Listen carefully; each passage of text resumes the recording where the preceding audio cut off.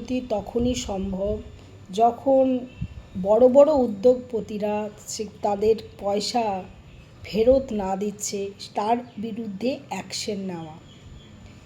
সরকার এমন হয়ে গেছে এখন যে অনিল আম্বানির ৪৯,০০০ কোটি টাকার লোনটাকে ৪৫৫ কোটি টাকায় মাফ করে দিল। লোন নিল দেশকে দারিদ্র্যসীমার নিচে যে মানুষটা নিয়ে যাচ্ছে তার লোন মাফ করে দেওয়া হচ্ছে, অথচ একটা গরিব ১,০০,০০০ টাকা হয়তো লোন নিল। একটা স্টুডেন্ট পড়াশোনার জন্য লোন নিল। একটা স্টুডেন্টকে লোন নিতে হবে কেন? একটা ছেলে যখন শিক্ষিত হচ্ছে সরকারের কোনো দায়িত্ব নেই তাকে শিক্ষিত ভালো করে মানুষ করার? হ্যাঁ, সরকার কি শুধু নিজেদের আখের গুছানোর জন্যই গঠন হয়? সাধারণ মানুষ বুঝছে না যে আমি যখন কোনো সরকারকে গঠন করছি সেখানে আমাদেরও কিছু সুবিধা পাওয়ার আমরা অধিকারী।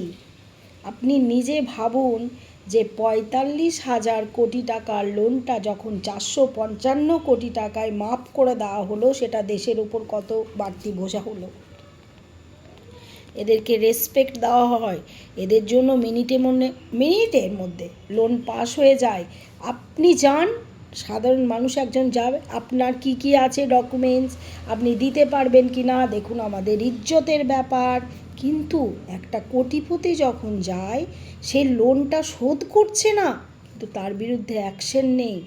দেশের যে বাড়তি বোঝাটা এলো সেটা বিষয়ে সরকারের কোনো পদক্ষেপ নয়। ২২ জন গুজরাটি দেশকে নিঃস্ব করেছে। নীরব আম্বানি না কী নাম যেন ওটার, বিজয় মালিয়া না কি মোদি একজন, যাই হোক,